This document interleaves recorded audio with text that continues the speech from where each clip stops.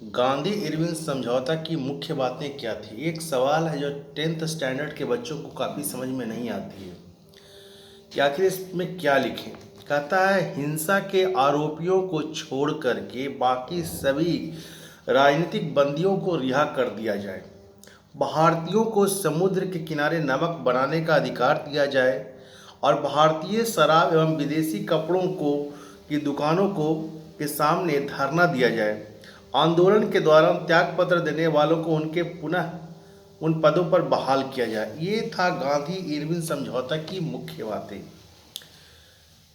जब ये सवाल बोर्ड के एग्जाम में आता है बच्चा समझ नहीं पाता है गांधी जी इरविन जी अब क्या समझौता हुआ नहीं हुआ, बस कुछ बातों को ध्यान में रखना है। पहला क्या है कि हिंसा के आरोपी जो थे उन सबको छोड़ करके बाकी सबको राजनीतिक बंदियों को रिहा कर दिया जाए। जो समुद्र के किनारे नमक बनाने का जो प्रावधान है उसको लागू कर दिया जाए कि चलिए हम नमक बना सकते हैं, वो अधिकार दे दिया जाए। जो शराब है, विदेशी कपड़ा का दुकान है, उसके सामने हम धरना प्रदर्शन करेंगे, इस बात को आप स्वीकार कीजिए। और जिन्होंने आंदोलन के समय त्यागपत्र दिया था सरकारी पदों से, उनको वापस उन्हीं पदों पर बहाल कर दिया जाए। तो सवाल ये उठता है कि गांधी इरविन पैक्ट का जो समझौता हुआ था उसमें आखिर होता क्या है। कहता है मोहनदास करमचंद गांधी जी ने भारतीय राष्ट्रीय आंदोलन के नेता के रूप में समझौते के तौर पर हस्ताक्षर किया, जबकि लॉर्ड इरविन सर ने भारत के ब्रिटिश वायसराय 1926 से 1931 के बीच में जो उनका कार्यकाल था उस वक्त वो एक समझौते के तौर पर स्वीकार किया। गांधी इरविन पैक्ट में ब्रिटिश शासन के खिलाफ भारत में सविनय अवज्ञा जो सत्याग्रह का अवधि था उसका अंत का एक चिन्हित किया गया।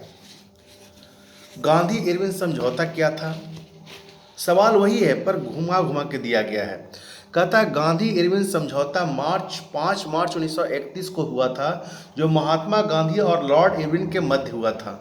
समझौते को दिल्ली पैक्ट के नाम पर जाना गया और पहला समझौता इस बात पे हुआ कि हिंसा के आरोपियों को छोड़ करके बाकी सारे राजनीतिक बंदियों को रिहा कर दिया जाए।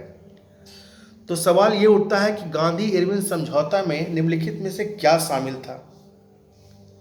अभी इतने सारे टॉपिक को जब हमने डिस्कस किया तो सवाल यही उठता है कि सबसे पहले जो व्यक्ति हिंसा के कार्यक्रम में लिप्त थे उनको छोड़ करके जितने भी राजनीतिक पॉलिटिशियन थे उनको रिहा कर दिया जाए। नमक बनाने का जो प्रावधान था समुद्र के किनारे वो भारतीयों को वो अधिकार वापस दिया जाए। शराब के दुकान को और विदेशी कपड़ों के जो दुकान है वहाँ पर उनके जो भारतीय हैं वहाँ पर जाके धरना प्रदर्शन करेंगे। इसके साथ साथ आंदोलन में जो भी पार्टिसिपेट किए थे गवर्नमेंट के कर्मचारी जो भारतीय थे जिन्होंने त्यागपत्र दिया था आंदोलन के समय में, उनको वापस पुनः बहाल कर दिया जाए। तो आगे देखते हैं इसमें क्या होता है भाई। गांधी जी की 11 मांगे थी। अब क्या क्या था जरा देखते हैं। कहता है मादक द्रव्यों का प्रतिबंध, जो भी लिक्विड या शराब जो है उस पर प्रतिबंध लगा दिया जाए। रुपया और स्टर्लिंग के बीच में अनुपात में परिवर्तन किया जाए। भूमि राजस्व दर को कम करना, नमक कर को समाप्त करना, सैन्य व्यय को कम करना, नागरिक प्रशासन व्यय को कम करना, विदेशी कपड़े पर सीमा शुल्क लगाना, डाक आरक्षण को स्वीकार करना वगैरह वगैरह। इतने 8 जो बताया और 3 और थे, वो टोटल 11 मांगों को गांधी जी के द्वारा मांगा गया था। कहता है गांधी इरविन समझौता का दूसरा नाम क्या है। 5 मार्च 1931 को लंदन द्वितीय गोलमेज सम्मेलन के पूर्व महात्मा गांधी और तत्कालीन वायसराय लॉर्ड इरविन सर के बीच एक पॉलिटिकल समझौता हुआ था जिसको दिल्ली पैक्ट के नाम पे जाना गया। और दिल्ली पैक्ट कोई और नहीं गांधी इरविन समझौता को ही है, जिसको गांधी इरविन पैक्ट के नाम से भी जाना जाता है। तो आज हमने सीखा कि गांधी इरविन पैक्ट को किस नाम से जाना जाता था, दिल्ली पैक्ट और दिल्ली पैक्ट जो भी कहिए। दिल्ली अंग्रेजी में बोल दिए, दिल्ली हिंदी में बोल दिए और पैक्ट बोल दिया हमने, उसको आप कह सकते हैं। ये जो टॉपिक है ये गांधी इरविन पैक्ट के रिलेटेड है। छोटा सा टॉपिक है, बच्चे बार बार गलती करते हैं। स्टैंडर्ड 10th के बच्चे, मान लिया कि कहीं इंटरव्यू चल रहा है और इंटरव्यूअर ने पूछ दिया भाई कि आप इंटरव्यूअर ने पूछ दिया कि भाई गांधी इरविन पैक्ट के बारे में बस 2-4 लाइन बताइए। तो एक समरी के तौर पे बताता हूँ। पहला ये कि वैसे पॉलिटिकल लीडर या वैसे लोग जो हिंसा में लिप्त नहीं थे उस वक्त, उनको छोड़ दिया जाए, जो कि पॉलिटिकल लीडर हैं या और आम जनता है उनको छोड़ दिया जाए। जो हिंसा में लिप्त है उन पर कानूनन कार्रवाई के लिए आप राजी हैं, उसमें कोई दिक्कत की बात नहीं है। समुद्र के किनारे जो भारतीयों को नमक बनाने का जो प्रावधान था उसको वापस लागू किया जाए।